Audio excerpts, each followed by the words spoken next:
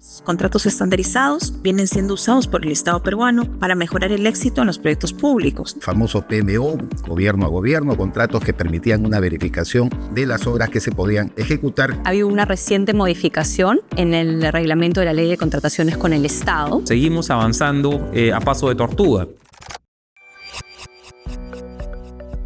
Bienvenidos a Conversando sobre Contratación Pública, el podcast de la Escuela de Posgrado de la Universidad Continental, donde exploramos el fascinante mundo de las contrataciones con el Estado peruano. Soy Magali Rojas y en cada episodio analizaremos diferentes modalidades normativas y aspectos clave de este importante campo. Este no es un podcast tradicional. Yo compartiré mis reflexiones, opiniones y casos interesantes, pero siempre estaremos abiertos a nuevas ideas y perspectivas. Exploremos juntos el mundo de la contratación pública. Únete a la conversación.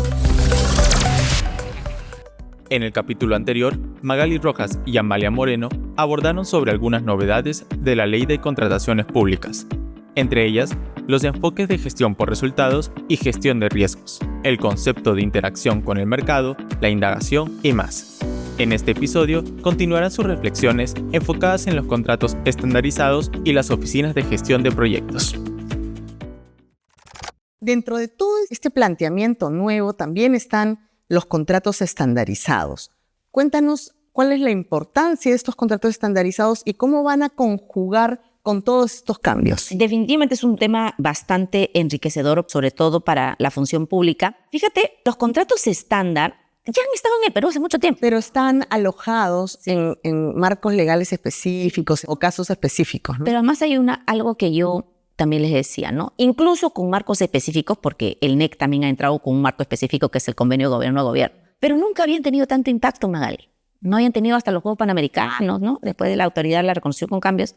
Estos contratos NEC, por ejemplo, no habían tenido, o el contrato estándar en general, no habían tenido tanto impacto en el Perú, de modo tal, ha sido incluido en la nueva Ley de Contrataciones del Estado. Bueno, creo que nosotros siempre, como peruanos, hemos sido medios disruptivos, ¿no?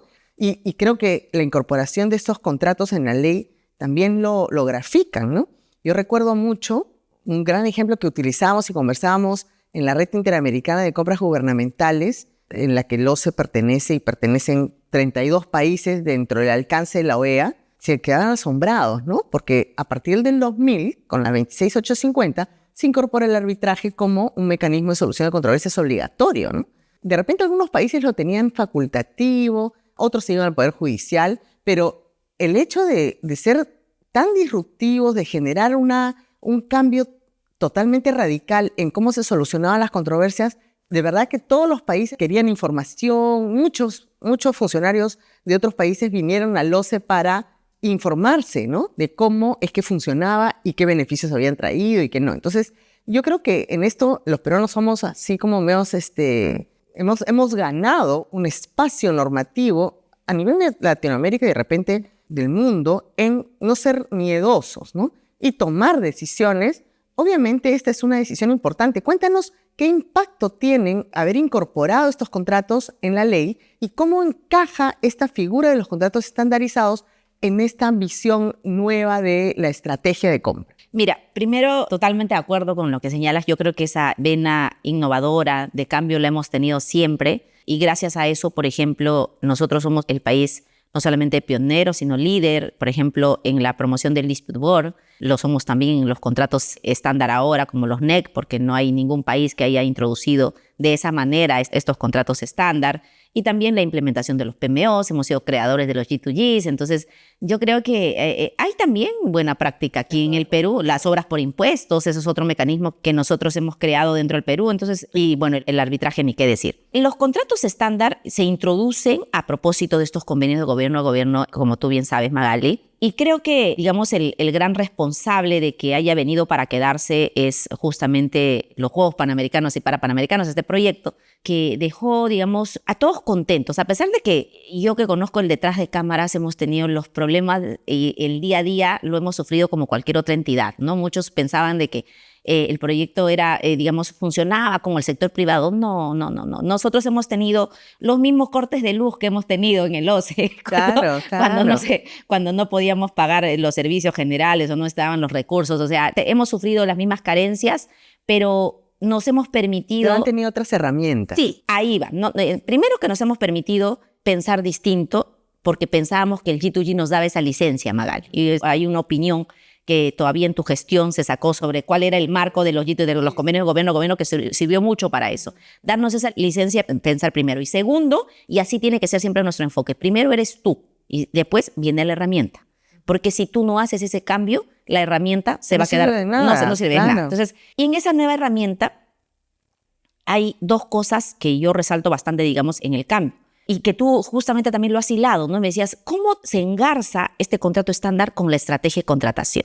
En su momento, cuando se hizo este primer convenio gobierno-gobierno, digamos, de gestión, ¿no? En los Juegos Panamericanos y Parapanamericanos, lo que hace el país, Reino Unido en este caso, es estudiar un poco el mercado, es tener esa interacción y entender un poco el mercado peruano. Y a propósito de ello, dentro de la estrategia, nos sugieren incorporar los contratos estándar. Y obviamente este contrato estándar basado en cómo también se realizaba, y me decía, ojo, que ese contrato estándar no está aislado en cómo se realiza el proceso de contratación para que este contrato estándar se efectivice. O sea, no están divorciados y eso es otro reto que tiene este reglamento de la Ley de Contrataciones del Estado, porque no puedo decir yo voy a hacer una licitación pública de acuerdo a la Ley de Contrataciones del Estado. Pero el contrato por si acaso que voy a firmar va a ser un NEC. Eso no es posible, porque el contrato NEC necofídica requiere de una serie de condiciones que se van a asegurar que así sea. Por ejemplo, hay otro enfoque que tú al inicio has resaltado, la gestión de riesgos, ¿no? Entonces, estos contratos o el mayor valor que se le conoce a estos contratos es que la distribución de riesgo entre las partes se da de manera mucho más racional. Entonces, eso hace que ese tipo de contratos sea más atractivo hacia un mercado de repente indiferente, por ejemplo, al mercado estatal. ¿Por qué? Porque ese contrato me asegura, porque ya sé las reglas, es predictible, hay predictibilidad. Eso es una de las características, ¿no? Pero también en este proceso de contratación hay, digamos, requisitos que aseguran la especialización, Magali. Por eso es que ese comité especial, yo cuando aprendí estos temas, yo solita me fui al baño y me tapé los ojos y dije, ay, Dios mío, ¿cómo no me di cuenta? ¿Cómo no me di cuenta de que, claro, cómo voy a obligar a 3 personas que tienen el día a día copado de 1000 cosas, ¿no? De otras funciones, especialidades, claro. Y decirle, seleccióname bien, ¿ah? Y después le echo la culpa a la Ley de Contratación del Estado. En realidad es que nosotros también habíamos creado esa figura del comité especial, que en realidad especial no tenía nada, ¿no? Porque no estábamos eligiendo a los que realmente conocían del tema. El área usuaria no es tampoco experto en la materia, podría ser experto, por ejemplo, en el tema informático. O en el atender la finalidad pública, pero no necesariamente en el cómo vas a hacerlo. En el cómo y en leer el mercado, ¿no es cierto? Entonces, yo creo que eso es importante y eso es una lección aprendida, ¿no? Como digo, más allá de una crítica vacía, yo creo que tenemos que dar ese cambio. ¿A qué cosa? A que esos procesos de contratación para estos contratos estándar tienen que ser con gente especializada que evalúe y que diga, oye, estoy eligiendo bien a este proveedor porque este proveedor que ha pasado por estos filtros va a ser capaz de entender este contrato estándar. Porque si no, estamos simplemente darle, como el ejemplo que siempre ponemos, le estamos dando una metralleta a un gorila. O sea que no todos los proveedores están en la capacidad de interactuar con el Estado a través de un contrato NEC-FIDIC. Así es. Tienen que cumplir con determinados parámetros. Y para pasar por ese parámetro, tiene que haber un procedimiento de contratación adecuado para estos contratos NEC o FIDIC, lo primero. Pero tú decías, es una parte. ¿Y el funcionario público qué? El funcionario público dice, bueno, acá yo simplemente lo aplico y punto. No, ahí está el gran reto también del Estado peruano. Así como el proveedor tiene que pasar por esos filtros, el funcionario público también tiene que formarse, capacitarse para entender esta nueva lógica. No, y me imagino que va a ser la contraparte del contrato, ¿no? Porque si viene un comité especializado, como dices, para la selección de proveedor y un proveedor especializado del lado privado, del lado público también tiene que haber desarrollo de capacidades para que los funcionarios asuman el reto con la calidad requerida. Así es. Si no, puede pasar que estos contratos, por más buenos que sean, no tengan una contraparte pública de la calidad requerida y entonces hayan problemas en el camino. Una condición importantísima, complementando lo que señalas y siempre retomando el tema de la estrategia de contratación, es la modalidad de pago. La modalidad de pago es otra condición importante para que el proveedor pueda presentarse o no. Entonces, en esta modalidad de pago es algo que nosotros solemos decir, no, eso ya está en la norma.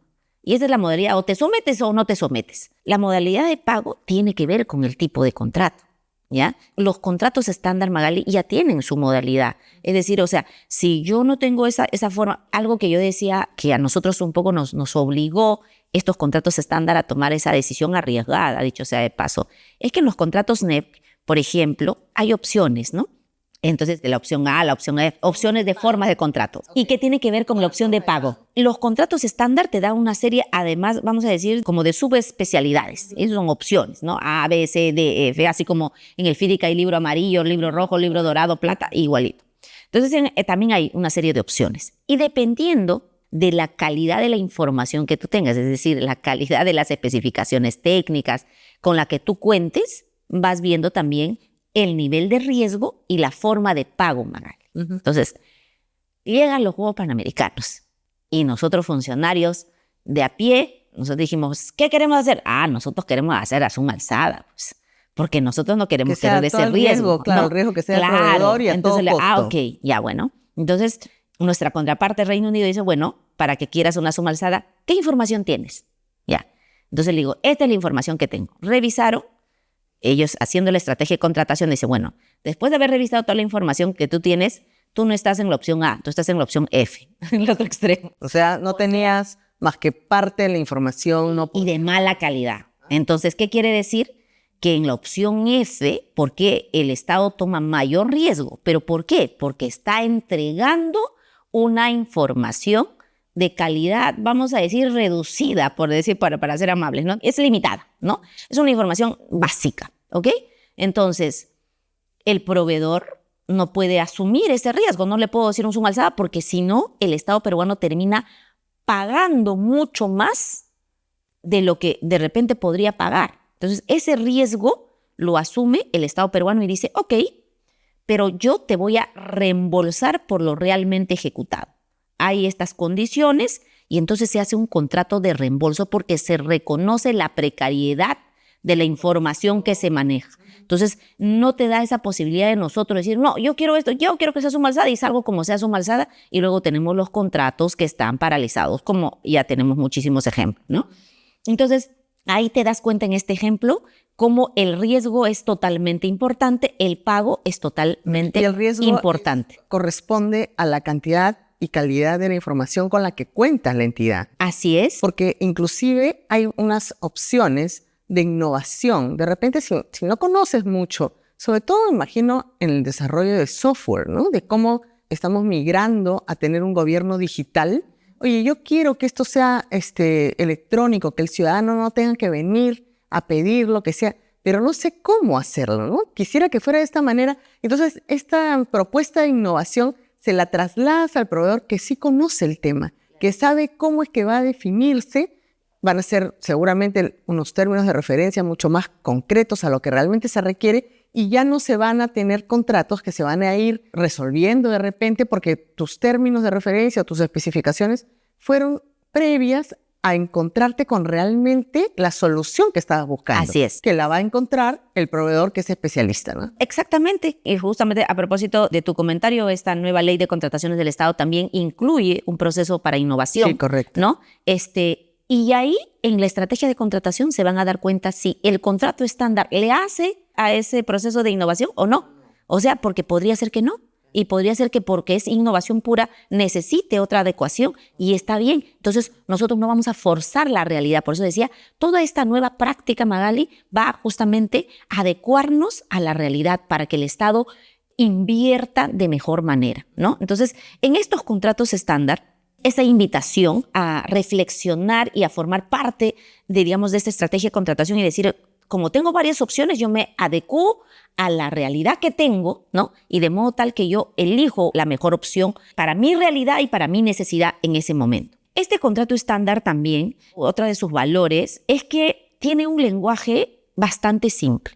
Y hay que verlo así. También me dicen, bueno, y eso todo el mundo lo repite. Ya, o sea, Amalia, tú estás repitiendo más de lo mismo. Todo el mundo dice que es colaborativo y es simple. Y créanme que esas son las columnas vertebrales de estos contratos, vamos a decir, estándar. Y yo diría que el NEC es incluso más incisivo en estos temas de colaboración que el FIDIC. No lo digo yo, la verdad que ahí sí me estoy copiando de los expertos, pero porque, digamos, son referentes internacionales.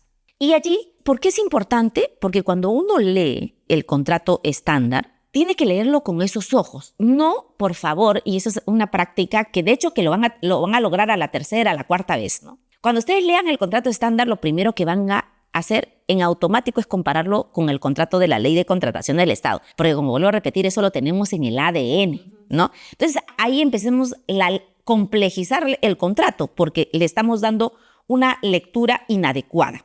Este contrato es colaborativo, ¿por qué? ¿Porque dice un principio que es colaborativo?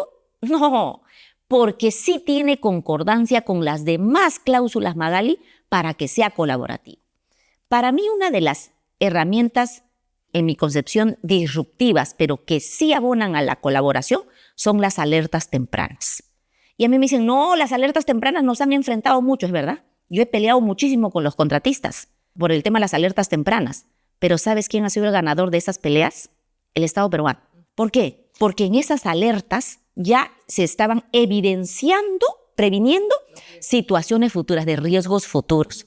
Entonces, cuando la alerta temprana se empiece a utilizar de mejor manera, no como una herramienta de defensa del contratista o no como una herramienta de ataque de parte de la entidad, sino más bien como una herramienta preventiva para el contrato, definitivamente que vamos a hacer el ejemplo de la eficiencia. Viendo el problema como compartido. No es mi problema ni es el tuyo, es nuestro problema. Y hay que ver cómo colaboramos, por eso es colaborativo, para solucionarlo. Mira, o prevenirlo mejor. En estos minutos tú lo has explicado muy bien. O sea, ese es el cambio, Magali. Lo que tú acabas de decir. Amalia, tú me estás comentando de esto y yo actuaría de esta manera, ¿no? Y ese es el cambio, porque tiene que ser colaborativo porque estamos pensando ambos en el proyecto. Y obviamente que aquí, y digo siempre el proyecto porque al final del día es de lo que nos olvidamos siempre y estamos pensando, el contratista está pensando cuál es mi responsabilidad y cuánto voy a dejar de ganar yo, y el funcionario está pensando cuál es mi responsabilidad y cómo me va a procesar la Contraloría, ¿no? Entonces, y yo digo, ¿y el pobre proyecto? ¿Quién piensa en el proyecto? Nadie. Y el proyecto es el medio para satisfacer la finalidad pública e inclusive las leyes ahora mucho más, van un poquito más allá, ¿no? Porque no solamente satisfacer la finalidad pública, sino impactar en la calidad de vida de los ciudadanos. Ay, cuando uno se pone a pensar en eso, dice, pero ¿cómo vamos a hacer eso, no? Y claro, es que la mirada ahora no es una mirada de yo soy la entidad y tengo mi jus imperium y te aplico todas las penalidades del mundo y qué sé yo, y tú eres el contratista que vas a tener que padecer porque hay un montón de riesgos que vas a tener que asumir, sino vamos a hacer un proyecto conjunto, ¿no? Somos, de alguna manera, socios estratégicos en cumplir con este proyecto para trascender hacia el impacto en la calidad de vida de los ciudadanos. Así es. Y eso es importantísimo, porque sin esta lectura, vamos a decir, de enfoque colaborativo, de que realmente esta estructura está pensado para darle la facilidad a las partes. Ahora, y yo nuevamente, sobre la base de mi experiencia, haciéndome esa autocrítica. Y por eso, para que no se sientan mal los que también van a estar con estos temores, porque los contratos NEC tienen unas cláusulas, por ejemplo, las cláusulas Z, ¿no? Son las adecuaciones. Y ahí saludo lo que el Ministerio de Economía, y resalto de verdad lo que el Ministerio de Economía ha dispuesto en el artículo 234 de este proyecto de reglamento, ¿no? Y dice, oye, un momentito, el contrato estándar se adecúa a lo que, digamos, a lo que técnicamente necesita adecuarse, pero no me lo estés distorsionando. O sea, porque claro, nosotros también decíamos, mira, para cuidarnos aquí y allá, ponle la cláusula Z y al final podemos hacer un contrato ya no estándar, sino un contrato paralelo. Eso ya no forma parte de esta filosofía de contrato colaborativo. Y además, alguna vez me criticaron, ¿y por qué tiene que estar mal necesariamente? Nosotros también podemos hacer nuestro propio contrato, ¿ya? Y eso yo lo he escuchado a gente, digamos, con mucha experiencia, digamos, en la función pública también. Es decir, nosotros podemos hacer nuestro propio contrato. Le digo, hay que tener mucho cuidado con esa mirada, porque nosotros tenemos la capacidad de pasar nuestro propio contrato, de hacer lecciones aprendidas. Nosotros estamos centralizando la información. Nosotros tenemos cómo monitorear. Nosotros hemos ya evaluado el impacto de ese tipo de decisiones. No, nosotros simplemente estamos acostumbrados a crear una cosa, lo pongo y ahí, ¿no? Entonces, nuevamente el Estado es el que tiene que soportar las malas decisiones también de los funcionarios públicos. Así que es importante respetar. Si vamos a hacer un contrato estándar, respetar ello. Amalia, tú no lo has hecho. Bueno, lo he hecho en parte. ¿Y hay una parte que sea adecuado? Sí. Y de esa también tenemos lecciones aprendidas. Los aciertos y los desaciertos que, por ejemplo, hemos tenido en los proyectos anteriores forma parte del Estado peruano. Esas lecciones aprendidas las tiene que tomar el Estado peruano para decir, oye, mira, de estas cláusulas Z que se han tenido, por ejemplo, en la Autoridad para la Reconstrucción con Cambios, yo tomaría estas y estas no. Y a través de guías se empiezan a conversar y se empiezan a mejorar. Eso es algo que tenemos que hacer, ¿no? Pero sí, tampoco distorsionemos estos contratos estándar porque no vamos a recibir sus beneficios o a lo que estamos abocados, ¿no? Y obviamente que para eso definitivamente se necesita la formación de personas, tanto del sector privado como del sector público. Todo esto ya veo va a ser una ola enorme que vamos a ver cómo la manejamos y la orientamos de la mejor manera. Obviamente, volvemos otra vez a lo mismo. La academia y las universidades van a jugar un rol importantísimo para desarrollar estas capacidades y poder lograr que los funcionarios puedan enfrentar estos desafíos de manera coherente, de manera importante para lo que viene, ¿no? Porque si la norma, que es, como lo habíamos comentado ya, un cambio de 180 grados en la forma de llevar a cabo una contratación pública, no se va a implementar y aplicar de manera sustancial como se está planteando, pues son letra muerta, como uno lo llama, ¿no? Y la idea no es esa.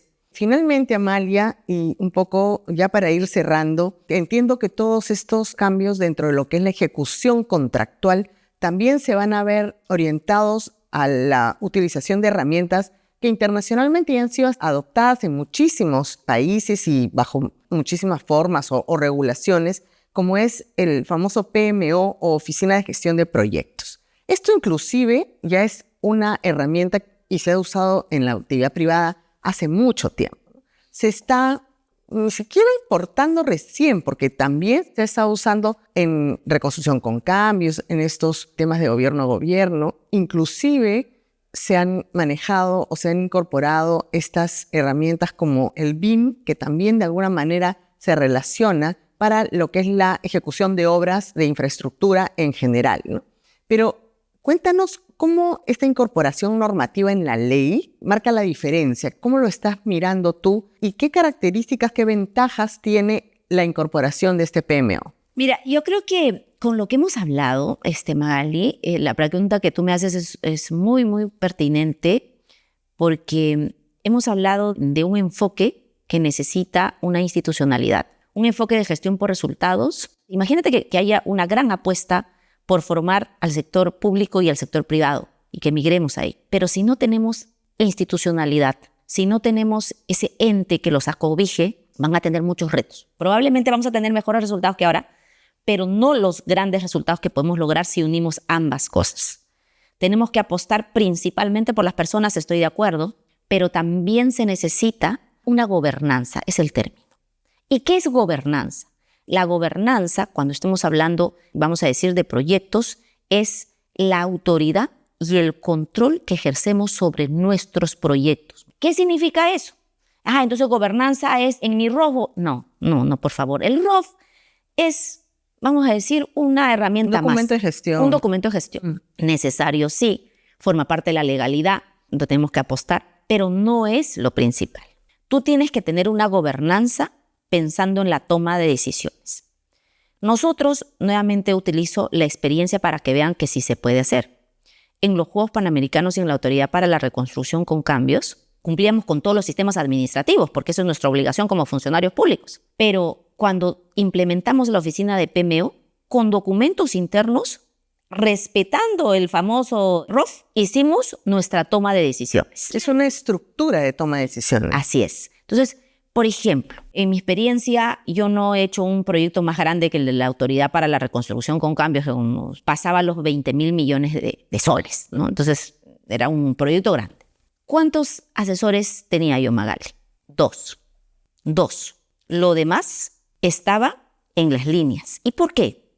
Porque cuando se hace la toma de decisiones, en el ejemplo que les quiero dar, es que pasas primero por la base operativa. Luego está la línea táctica, que vamos a decir que pueden ser tus directores. En la línea operativa están todos los project managers, toda la gente que opera. Y que da una opinión técnica. Y que es importantísima. Claro. Pero mira, la jefa máxima estaba a 2 pasos, porque después venían los directores, que tenían línea directa conmigo también, que es el nivel táctico, y luego viene el nivel estratégico.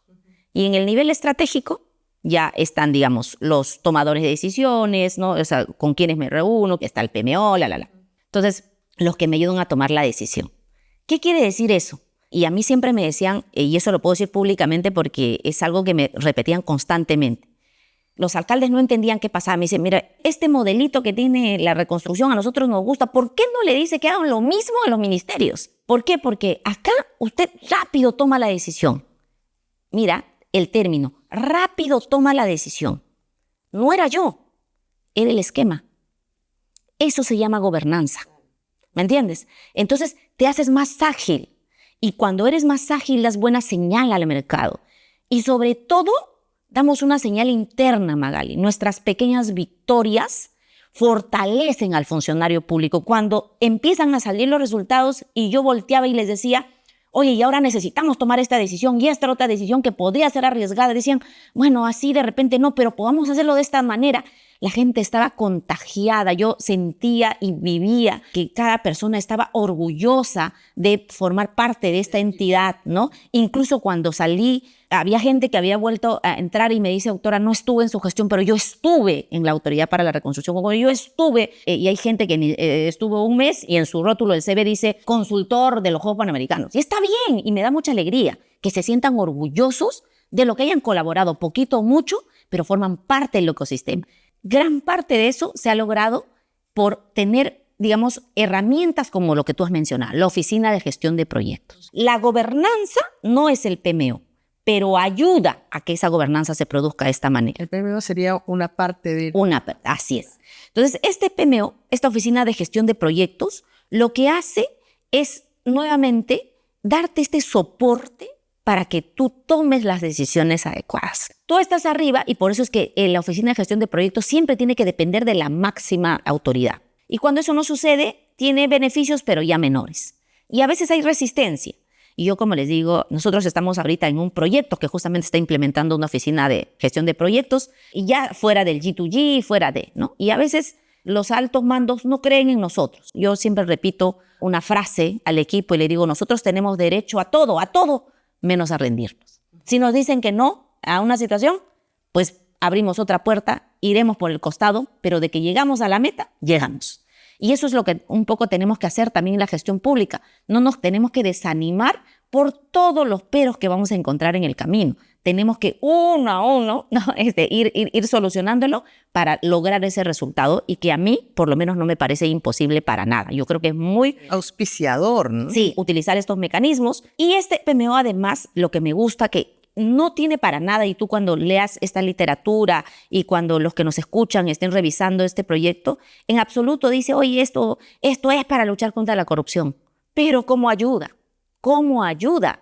Como la transparencia también, ¿no? Que son herramientas que van a impactar contra la corrupción y van a mitigarla. No van a solucionarla, pero por lo menos la mitigan. Pero te la mitigan considerablemente, ¿no? Porque tiene una herramienta fundamental, que es el soporte digital. El soporte digital hace, y lo mismo pasa con los contratos NECA. Los contratos NECA también te digo, oye, que como un momentito, que yo me voy a dirigir a ti como por mesa de partes. No, eso ya no existe en mi lenguaje. Es imposible. Tienes que tener un canal digital. Tienes que tener un software. Y eso también es parte del gobierno digital. O sea, todo está construyéndose a dar sobre valor la base a tus políticas, claro, que ya las tenemos, como claro, tú bien dices. Claro. O sea, empezamos a darle valor a lo que ya tenemos. Y al digitalizar también se facilita la rendición de cuentas, porque todo está construido o transparente en estas plataformas no hay información digitales, que lo se que fuera. pierda, Claro. Y eso ayuda. Entonces, mira, el PMO, por ejemplo, te da una serie de controles para controlar tu proyecto, ¿no? Es control de riesgos, control de cronogramas, control de gestión documental, de stakeholder, de partes interesadas, ¿no? De costos, ¿ok? Entonces, todos estos agentes te revisan la información y tú tienes la información preparada y actualizada. Eso es transparencia, pero no solamente transparencia, sino eficiencia. Porque cuando tú ya sabes por qué estás tomando, tú empiezas a tomar decisiones sobre la base de un diagnóstico, porque estás permanentemente haciéndolo.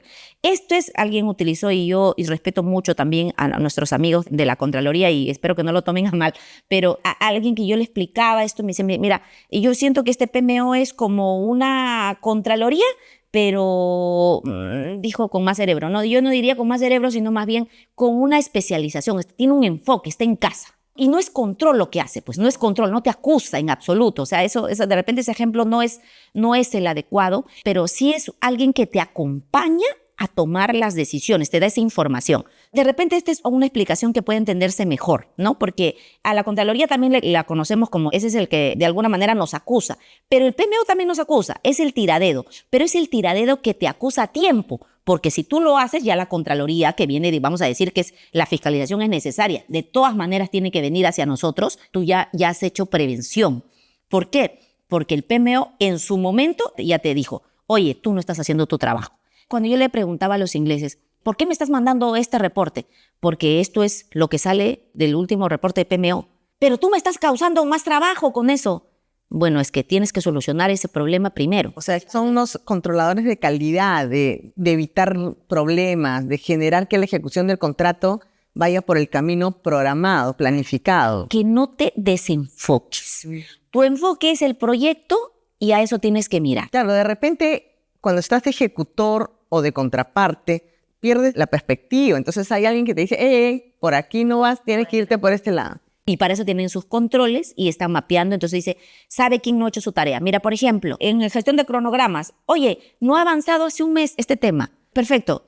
Porque esta oficina no ha hecho. Esta oficina se ha quedado dormido, este papel se ha quedado en su oficina, tal cosa, y eso ha hecho que este proyecto ahora se incremente en 2 meses. Ese incremento de 2 meses viene el control de costos. Ese incremento de 2 meses supone un incremento en el proyecto de tanto. Cuando nos decían eso, nosotros aterrados decían, porque ahí sientes que el no hacer Magali es tu responsabilidad.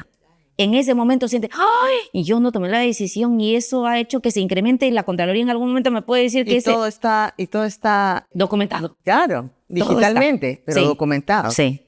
Entonces, es algo que te cambia la forma de pensar. Culturalmente es un cambio fuerte, porque, por ejemplo, el control de riesgos hace que tú digas las cosas que te faltan. Entonces, al principio, todo el mundo no quería cumplir con la estrategia de riesgo porque decía, oye, si yo voy a decir todo lo que me falta, la Contraloría me va a decir, ¿por qué no lo has hecho? Si tú ya sabías que eso faltaba. Entonces, la Contraloría tiene que cambiar de enfoque porque eso no es el control de riesgos. El control de riesgos, mira, si nosotros pudiéramos tener el control de todo, no ya seríamos extraterrestres, ¿no? Por supuesto, eso, o sea, claro, por favor, manejemos la lógica y la coherencia, claro. ¿no? Entonces, robots de repente. Incluso el robot, porque el robot también tiene grados de momentos en que se malogra, que no funciona, lo que fuera. Ya, por favor. Entonces, menos el ser humano. Entonces, por eso es que el riesgo como tal tiene un concepto distinto. Tiene que ser visto como algo positivo, no negativo. El riesgo es prevención, como tú lo dijiste al inicio. Es prevención y tenemos que hacer que cuando se trabaje dentro de una oficina de gestión de proyectos, por ejemplo, con un control de riesgos, eso es para prevenir. Y decirlo es legal, de manifestarlo es legal. Y un poco también la solución, ¿no? O sea, oye, cuando se presente este riesgo vamos a actuar de esta manera. No vamos a evitar que se presente el riesgo, porque puede ser que pase, pero ya tenemos una forma en la que vamos a reaccionar. Y finalmente, creo que el control de resultados va a ver toda la película completa, ¿no? Independientemente de los riesgos que hubieron, cómo cómo respondiste ante ellos y cómo finalmente se dio el resultado, ¿no? Que creo que al final va a ser lo más importante. Yo sí creo en los cambios, Magali, y como tú decías, y ya en esta parte final, si me permites, desde mi experiencia, específicamente en el caso de los PMOs en el gobierno regional de Ancash, estamos con un proyecto, digamos, gracias al financiamiento y el aporte de Antamina. Y yo creo que el equipo del gobierno regional de Ancash no se da cuenta, pero ya hay grandes cambios en ellos. Yo, como les digo a ellos, no solamente importa el cuánto ejecuta, sino el cómo. Y en el cómo, el gobierno regional está avanzando de manera sostenida en la forma de cómo gestiona sus proyectos. La evidencia está en que era, digamos, una de las entidades que lamentablemente lideraba los rankings de malas prácticas, de corrupción que sacaba la Contraloría General de la República, y hoy ha descendido considerablemente. ¿Por qué? Porque está trabajando con nuevas prácticas. Además, obviamente, porque también su líder tiene varias políticas anticorrupción. Eso dice mucho, pero no solamente hay que tener políticas anticorrupción, sino también hay que enfocarnos en la eficiencia. Y a eso nos lleva las oficinas de PMO para ser efectivos en lo que hacemos, en saber cómo mitigar lo que tú decías, ¿no? Cómo mitigar un riesgo, cómo acelerar un cronograma de manera razonable. No es hacer por hacer las cosas, ¿no? Nosotros siempre queremos hacernos los vivos y decimos, ya, lo hacemos así nomás y después ya lo arreglamos. Y ese después ya lo arreglamos le ha costado... O el contratista vaya haciendo y después nosotros regularizamos, ¿no? Esa es una cosa terrible. Millones de claro. soles. Esa informalidad, esa mirada, creo que no es, ya no es posible en el Estado peruano. Y así que abocándonos en estos dos conceptos que me has permitido plasmar o comentarlo contigo, creo que está el gran cambio, ¿no? Enfocarnos en las personas y enfocarnos en la institucionalidad, en la gobernanza. Muchísimas gracias, Amalia. Realmente ha sido un episodio muy intenso, cargado de muchas novedades. Seguramente vamos a volver a invitarte. Me doy el lujo de volvértelo a proponer. Espero que tu agenda lo permita prontamente. Y nada, yo me he quedado muy interesada, un poco representando aquí a través de la Universidad Continental, de la Escuela de Posgrado, este rol protagónico que la universidad va a tener que desarrollar para ayudar a los funcionarios, inclusive también al sector privado, a enfrentar este gran desafío cuando todo este marco normativo esté vigente. Muchísimas gracias por tu compañía, por estos momentos de muchísima información importante, innovadora y que nos va a servir para ir redefiniendo posturas en la academia y seguramente mejorar las buenas prácticas en el Estado que tanto lo necesita. Muchas gracias. Yo te agradezco, Magali. De verdad ha sido un gusto, así que yo encantada de volver a venir a conversar contigo. Muchas gracias. Amalia, gracias. Gracias. Gracias por acompañarnos en este episodio de Conversando sobre Contratación Pública. Si te ha gustado, no olvides suscribirte para no perderte los próximos episodios y compartirlo con tus contactos. Hasta la próxima. Conversando sobre Contratación Pública, un podcast de la Escuela de Posgrado de la Universidad Continental, disponible en Spotify y YouTube.